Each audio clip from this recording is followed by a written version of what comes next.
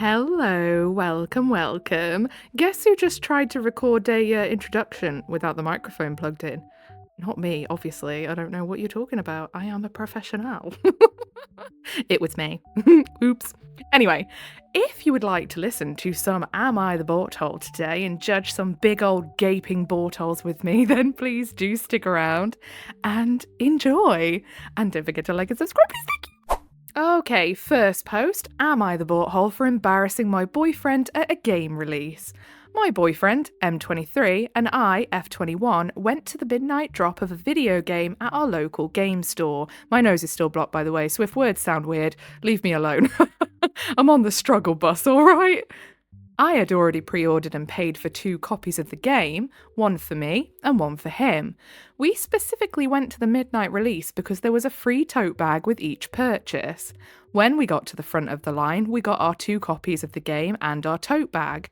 As I am about to leave, my boyfriend kindly asked the guy, could we get a second tote bag since we got 2 copies of the game?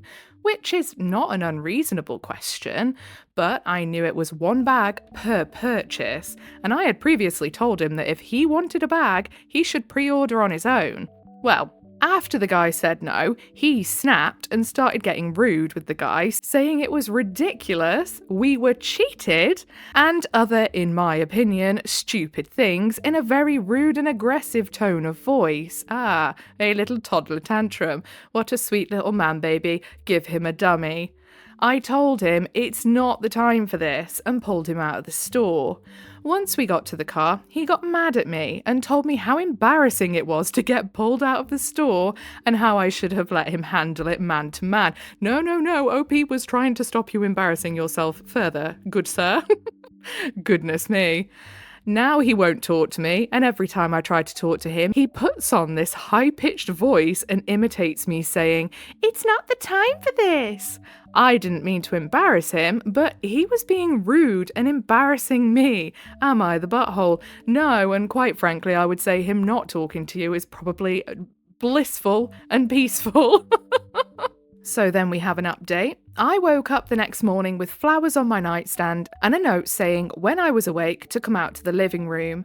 When I went out, I was greeted by breakfast and a super apologetic boyfriend, as he should be. He said he was being immature and he was incredibly tired and shouldn't have acted how he did. He apologised for not only acting that way, but for how he reacted after the fact as well. We talked through why it hurt me and how we both could have handled the situation better. No, I don't think the OP handled the situation in a terrible way at all, but okay. Thank you for everyone's advice and perspective. This whole situation opened a new level of communication for our relationship. I mean, if this is a pattern, I don't think an apology is going to cut it. I think if he does this sort of stuff a lot, it's time to put him in the bin. Update. My boyfriend has never been like this before. Oh, okay, fair enough. This is not a repeated behaviour. He is a very gentle and kind human, and that's why I was so taken aback by it. He was extremely tired since he had been up since 5 a.m. for work. I have been with him for a long time, and this is the first time this has ever happened. I mean, fair enough then. Still, it's not good that he behaved like that, and I would certainly make him know that that will never happen again. Because if it does, I'm gone. But yeah, if it's like a genuine sort of blip, I suppose you can forgive him. But yeah, that kind of behaviour, an entitled behaviour, is not something I would be putting up with if it came up again. Quite frankly, I have ended relationships for far less. I can't stand people who are rude to like shop workers, retail staff, wait staff, things like that. No, thank you. Anyway, let's have a look what the comments say, shall we? Illustrator Slow 1614 says, not the butthole, he embarrassed himself. I hope you don't give him your tote bag. Yeah, do not.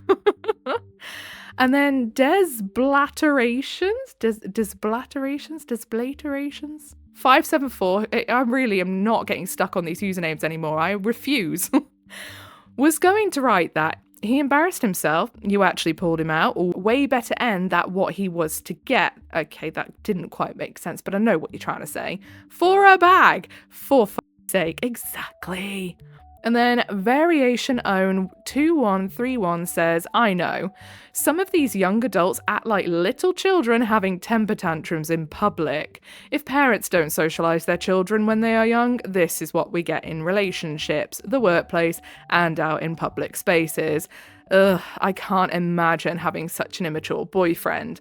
Again, the OP has said that they've never done this before and that they were very apologetic. I very much hope that is true because, again, that is not behaviour I would be putting up with more than once. I can tell you that for free. Next post, boyfriend's mad at me because he opened up relationship and got no dates.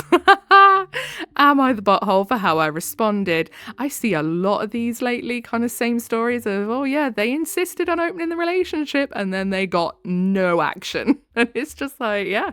I mean, that's kind of karma for forcing someone to open a relationship when they clearly don't want to. So, me and my boyfriend, both 37, have been dating for just over 3 years. Prior to this, I was single for 8 years. Overall, it's been a healthy relationship. We are both independent with our jobs, living situations, etc. I do love spending time with him. I don't really have any complaints. That sounds amazing, actually. Having everything separate and just doing things together from time to time. Perfect relationship. However, something that startled me was back about 6 months ago. Him saying that he wanted to open the relationship up, meaning go on dates and sleeping with other women. I've never been in a dynamic like this, so I naturally had a lot of questions. He told me that I could also go on dates and sleep with other men. I honestly was a bit skeptical at first. How many times? Opening a relationship is something you both need to be extraordinarily enthusiastic about. Neither one person needs to be a tiny bit skeptical because it's going to blow up in your faces at some point. But after doing some research and having time to think, I agreed.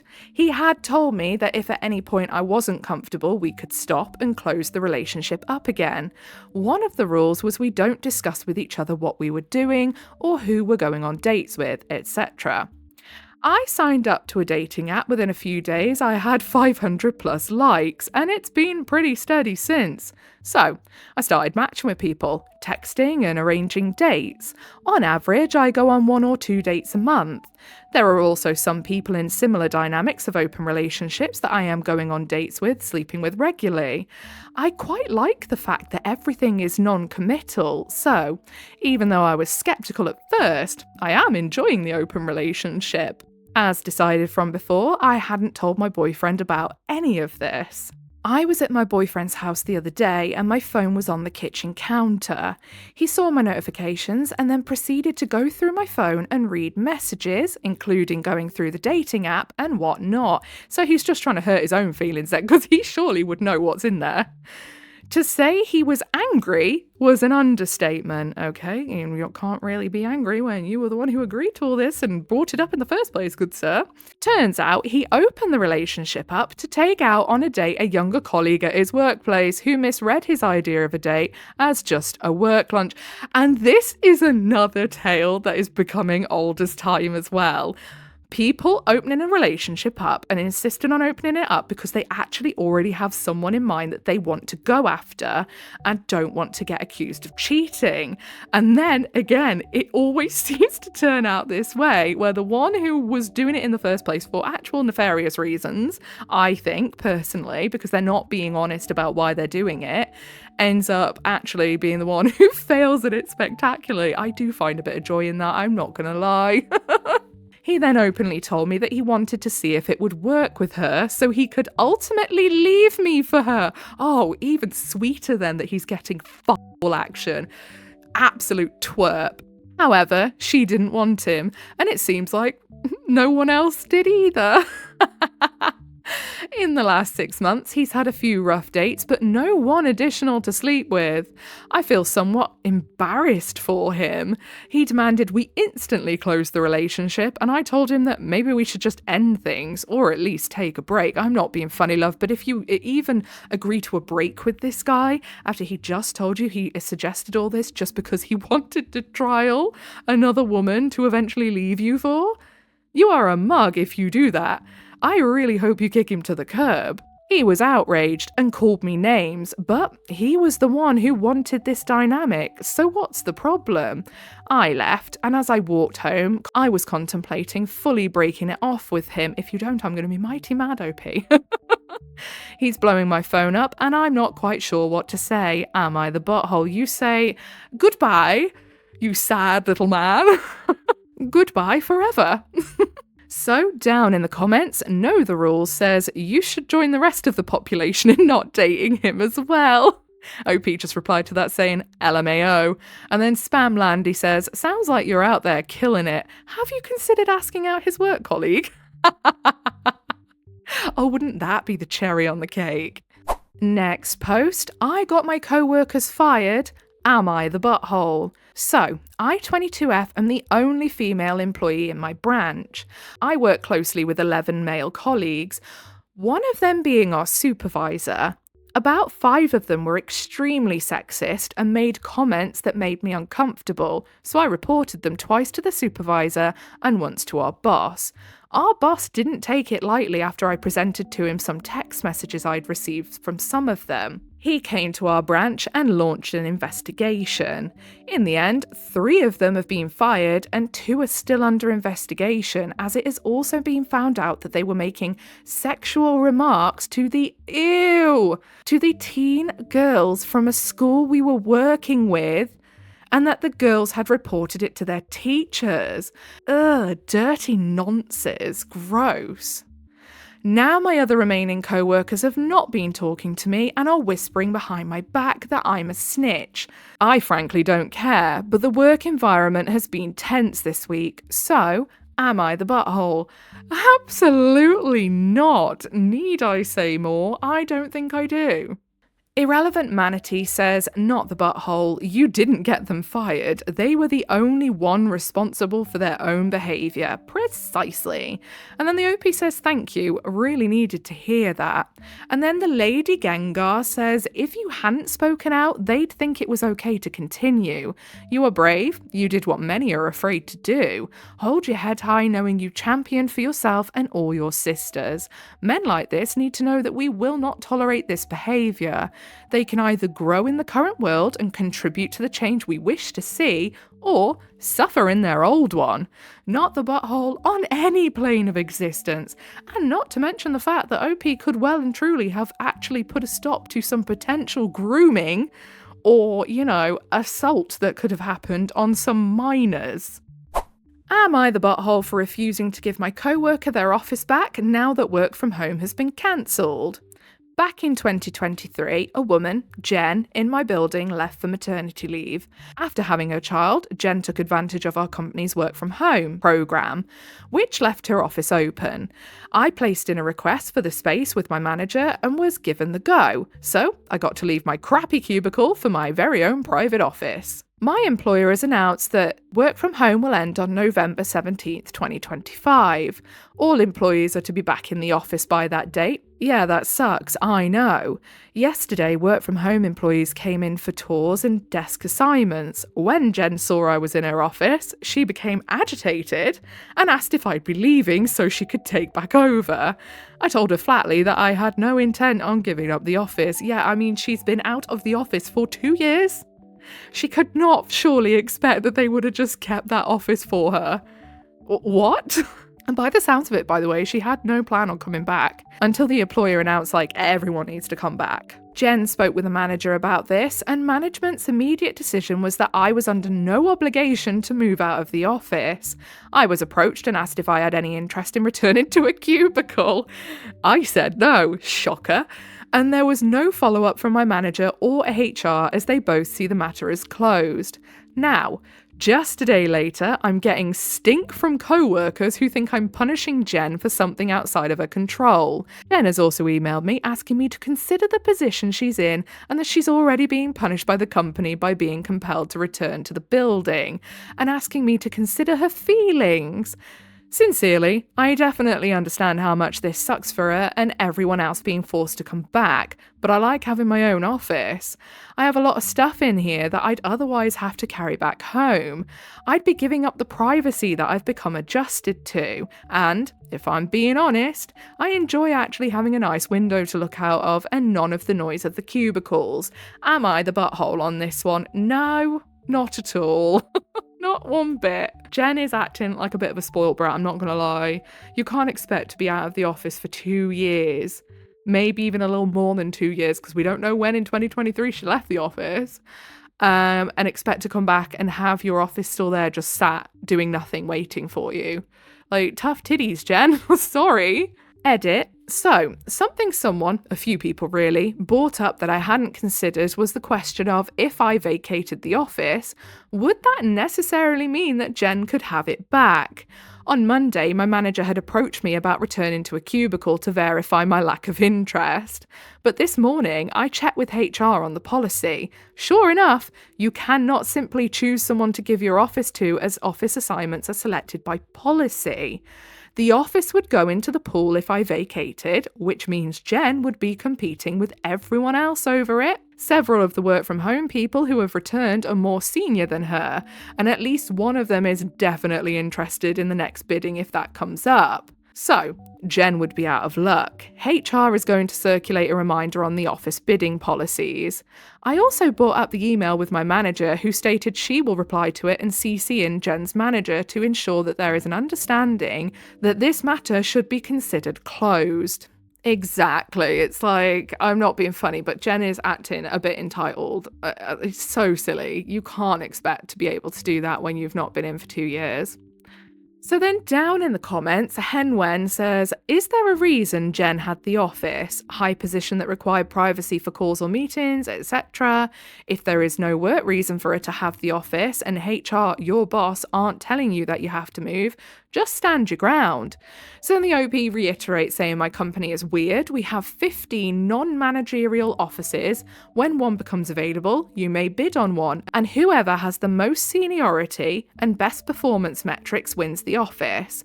Generally, 1 or 2 offices become available every year, either because of promotions or turnover.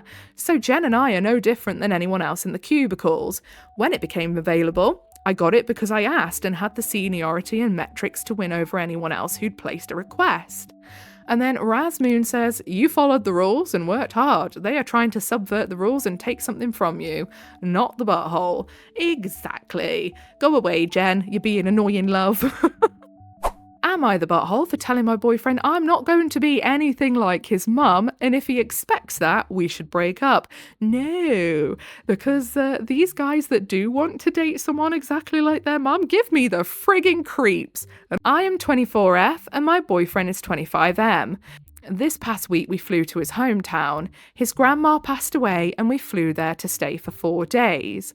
I don't actually have anything bad to say about his mum. She is very sweet, warm and welcoming. My boyfriend is number 5 of 13 children. Did they not have a TV? My goodness. The youngest is not even a year old yet. His family home is huge and very clean, and everyone seemed great. The issue I have is she is, and always has been, a stay-at-home mum. While we were there, she was constantly busy. She did everything. She basically streamlined his dad's life. He doesn't have to do really anything at home. She cooks, she cleans, she looks after the children, she even does his laundry and ironed everything. His dad really didn't have to do anything at all. Apparently, she even takes care of the yard and gardens. All he does is maintenance. She also gets up before he does and makes his breakfast and lunch and gets everything ready for him, so all he has to do is grab it and go. Could not be me. Make your own lunch and breakfast, thank you please. He said once the kids get old enough they have their own chores and stuff, but she did a serious amount of work. His dad owns some sort of contractor business. As soon as he walked in the door after work, there was food on the table, and no one was allowed to eat until his dad sat down and ate his first bite and told his mum it was good. The meal she cooked was absolutely massive. There was enough food to feed an army. She was cooking most of the evening. It was very good, but holy crap, it was a lot. I asked him if this was special because of the guests, but apparently she always cooks enough to feed an army. Lunch was pretty much whatever was in the refrigerator you wanted. Breakfast was also a massive meal. I have no idea what time she got up, but it was a big breakfast. The family did at least clean everything up, so she didn't have to clean up, but holy crap, I do not envy her. When we were on our way home, my boyfriend was talking about his family and basically saying how much he loved the way they live, and I told him I was absolutely not doing that at all. I don't want to be a stay-at-home mum. I have a career I love. I absolutely will not be streamlining his life. I expect a basically 50-50 lifestyle. I'm not doing everything for him. He acted like he understood and said he didn't expect me to be exactly like his mother. But he did expect me to be home more if we had children. I basically told him if he wants a stay-at-home mum, we should break up and he can find someone else who feels the same. Now he is upset and basically told me he wanted some time. I haven't heard from him since Monday. I'm not sure what to do. Edit, holy shit, I was not expecting this to go sideways. I thought maybe 10 replies max. I just got off work. I'm so sorry. I mean, at the end of the day, if someone is playing that role of what everyone nowadays would call a trad wife, and they enjoy it and they love it and they're happy like that, fair enough, crack on.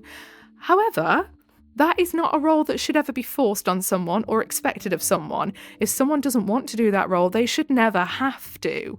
It's not something that a lot of people want to do. I would never. No thank you. Rather shit my hands and clap. You know what I mean? You can't force that on someone. And if you are someone who wants a partner who's going to do that, then you need to find someone who is enthusiastic about taking on that kind of a role, lest you end up divorced. What I will say, though, is I 100% believe that the OP should leave this guy, not necessarily because I think he's a massive butthole, because I don't. I think he's got ideals for the way he wants a relationship to look. She has ideals for the way she wants a relationship to look, and they don't match. So it's never going to work. So then the OP goes on to say, so to answer some questions, the oldest 8 children are all adults. They do not live there, they were just there for the funeral. The funeral was for his paternal grandmother. I do not hate his family, I just don't want to do that, which is fair. They were all very nice. I believe his parents are happy. They seemed very affectionate towards each other. I have no idea how old his mother is or was when she started having children. I assume she's in her early 50s. She looked similar in age as my mum, who is 53. I do believe this relationship is over. I agree we are incompatible. I plan to call and talk to him tonight. Yeah, I really feel continuing with a relationship when somebody wants such an opposing lifestyle to what you would be happy with. It's just the way to go about it, because you're both going to end up miserable. No one's going to get their own way, or one person will and the other person is just going to shrivel, and that's not fair. So down in the comments, Inevitable Quiet 432 says, you know, it's weird. I grew up in a family where my father worked a lot and my mum did most of the housework, outside of car crap and lawn work, and I did not grow up thinking I needed a woman to do these things for me. I grew up thinking she looked exhausted and that my dad could have chipped in more so that she wouldn't be so tired. She wasn't unhappy or anything. She just did everything and would apologise all the time for things my dad just didn't like. I guarantee you she was unhappy. If she felt the need to be constantly apologising, that woman was on eggshells. She was unhappy.